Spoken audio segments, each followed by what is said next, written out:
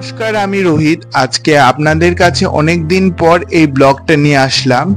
আজকে কলকাতায় মদনমোহন মন্দিরে গেছিলাম। এই মন্দিরটা রয়েছে রবীন্দ্র সরণির রোড, কুমারটুলির ঠিক উল্টো দিকে, নিয়ারেস্ট মেট্রো স্টেশন শোভাবাজার।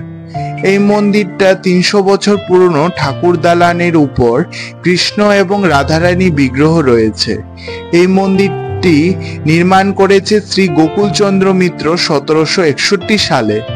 এই মন্দিরে ঝুলন যাত্রা, রাস পূর্ণিমা এবং এখানে প্রত্যেক বছর বড় করে অন্নকূট পালন করা হয়। আপনারা চাইলে ঘুরে আসতে পারেন। আমার যদি ভিডিও ভালো লেগে থাকে অবশ্যই লাইক, কমেন্ট এবং সাবস্ক্রাইব করবেন। ধন্যবাদ।